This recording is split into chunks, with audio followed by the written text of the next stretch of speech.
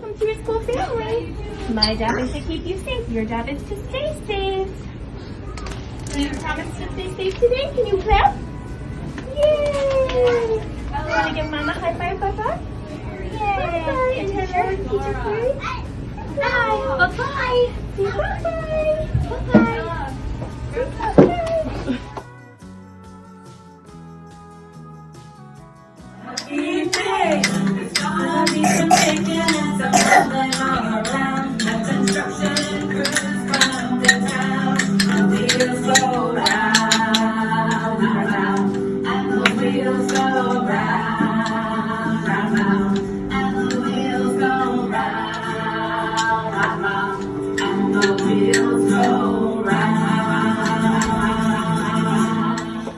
Take a long breath in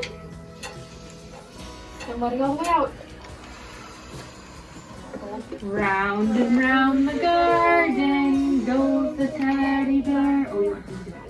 One step, two step, tinkle under the apple. If you promise to be helpful today, give me a thumbs up. I'm gonna sing Oh, you're gonna be super helpful? Oh, look at all my helpful friends today. The power of intention states that mistakes are opportunities to learn. Learning comes through experimentation and failure, both social and academic. Our job as adults is to create an environment where children not only are safe, but also feel physically and emotionally safe enough to learn. Our intent is powerful in this endeavor. The intent we choose will lead us to punish, save, control, or teach. Most of us grew up with the sense that mistakes were punishable offenses. This early message we received can make it difficult for us to shift from a punishing to a teaching intention. It can also drive us to try to prevent our children from making mistakes in hopes we can save them from upset. Everyone makes mistakes. They are a necessary and natural part of the learning process. Yet the voice inside our heads tends to be a little on the rough side when we mess up. Overlaying that negative, hurtful voice with, "Oops, I'm still wonderful, now let's learn," sets us up to recognize our mistakes, own our mistakes while knowing they have absolutely no impact on our self-worth, and learn a new skill or try a different way. Seeing mistakes as opportunities to learn is absolutely essential to our personal growth and to the healthy development of our children. When you see your kids make a mistake, whether they are 2 years old or 22 years old, think, "Oops, you're still wonderful, now let's learn," and then teach them whatever skill seems to be missing. All mistakes are opportunities to learn, if we just see them as such.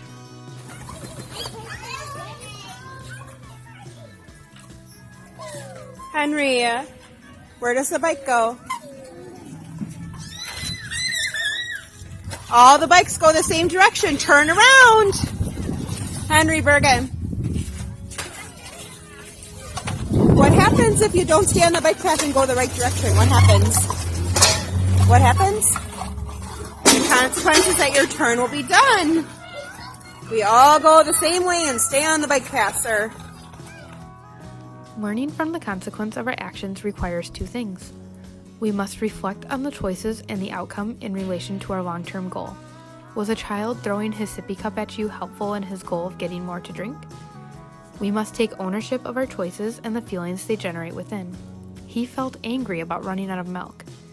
In the example above, the discomfort of the anger and the subsequent disappointment that throwing his sippy cup didn't get it filled would motivate the child to learn as we teach him to say, "More, please." Consequences are a tool we use to motivate children to learn new skills and use skills they already possess. It can be difficult to watch children feel uncomfortable due to the result of their choices. But this discomfort, when coupled with our authentic empathy to help them manage their emotions, is essential to the learning process. In conscious discipline, we use 3 basic types of consequences: natural, logical, and imposed. But this discomfort, when coupled with our authentic empathy to help them manage their emotions, is essential to the learning process. In conscious discipline, we use 3 basic types of consequences. Natural consequences are the basic impact of an action or lack of action. The consequence of dropping a glass on a tile floor is that the glass breaks. Natural consequences are the most powerful tools for learning new behavior, so allow them to happen whenever it is safe. We're not advocating letting children play in a busy parking lot to learn what happens the hard way. That would be unsafe. We are talking about letting children try and fail in a physically and emotionally safe environment so they can learn from their mistakes. Our job is to follow up with empathy and problem solving, not to prevent, save, or belittle. For example, the natural consequence of a child who insists on wearing dressy shoes to the playground might be the discomfort of mulch in her shoes and a limited ability to play. A child who repeatedly throws a toy down the stairs might experience the disappointment of breaking the toy. Take a deep breath with me now, because this is hard for some of us, but completely essential. Our job in situations like these isn't to prevent our children's discomfort. The discomfort is what motivates them to do it differently next time. Our job is to wait for that discomfort to surface and be prepared with empathy first and then some joint problem solving. When it is not possible to rely on a natural consequence, we may want to use a logical consequence. Logical consequences only work with children who have shown repeatedly that they know how to do the desired behavior and who feel connected.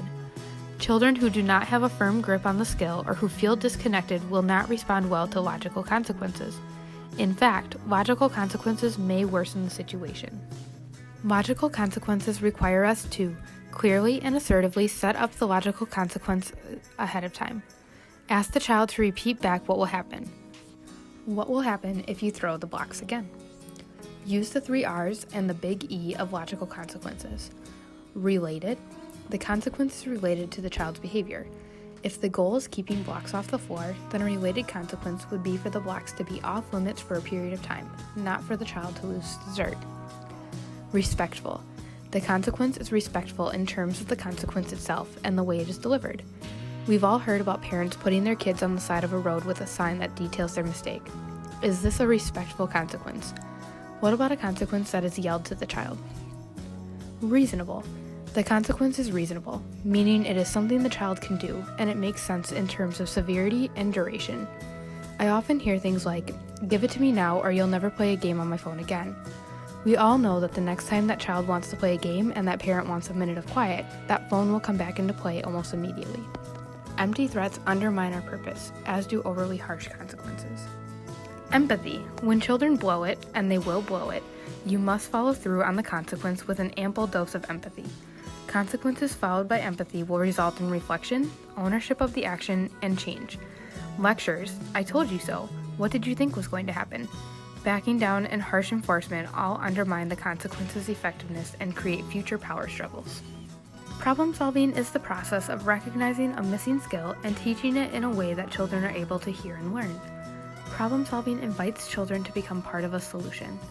All consequences, especially problem solving, require us to use all the skills of conscious discipline and operate from a problem solving executive state. You are your child's safekeeper. When your child starts screaming, throwing fits, threatening you, and generally freaking out, your primary job is to keep them safe. Is screaming back safe? What about dragging them to timeout? Telling them what a horrible, awful embarrassment they are? Threatening to abandon them or send them to live with their papa? None of these things keep it safe. Safety and connection are the only things that will help a ranting and raving child to calm down. Miss Alicia told you it was time to go potty, and remember how you wanted to wait? We don't have any more. Now it's time to go down and use the toilet. You didn't go before, and so now you need to go We now. don't have no more. You're disappointed because you want to do this activity, aren't you? Yeah, that's hard. Next time, you can use the potty right away, and then you'll be able to do the activity, okay? Okay, so go potty, and when you come back, you can have a turn. It's hard. You want to come over and give me a hug? Okay, come around. Come around. Teacher, this isn't my slide. Okay. Teacher, this It's hard. You can handle this. You can handle this. Go with Miss Bailey and go potty, and then you can come back to that. Sophie rants and raves. Sophie is having so much fun at the park. She's rocking back and forth, back and forth. Mommy says, 1 more minute and then it is time to leave. Sophie stomps her feet and shouts, "No, no, no, no, no." Sophie doesn't want to go. Mommy takes a deep belly breath. Your feet are going like this. Your face is going like this. Sophie looks at Mom, and Mom takes another breath. You seem angry. You wanted to play longer. Sophie says, no, no, no, no, no. Mommy bends down and calmly says, you can handle this. Take a star breath. Smile, take a deep breath, and then relax. Mommy holds Sophie close, taking one deep star breath after another. At first, Sophie is angry, but then she begins to calm down and breathe too. Mommy says, you did it. You calm down. It is time to leave. You have a choice. You can hold my hand, or I can carry you. Which is better for you? Sophie squeezes her mommy tight. Mom reaches out. You want me to carry you. Mommy carries Sophie and they leave the park together. Sophie waves. Bye-bye, park.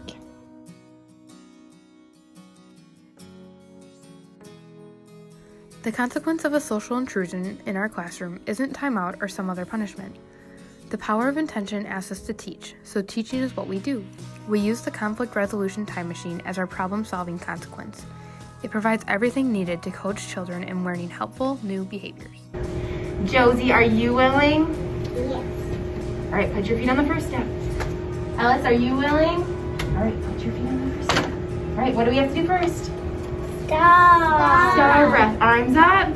Smile. Take a deep breath in with your nose. All right, put your feet to the next step. All right, let's wish each other well. Ready? Wish you well. We wish you well. All through the day, friends. We wish you well. All right, put your feet to the next step. Now we gotta say 1, 2, 3, let's do it. 1, 2, 3, let's do it. All right, to the next one. All right, Josie, you can say, I don't like it when you... I don't like it When you fight with me. Please use your words. You say, okay, I can do that. Okay, I can do that. Now what do we do? Hi. Hug. You did it. High five, Josie. We wish you well.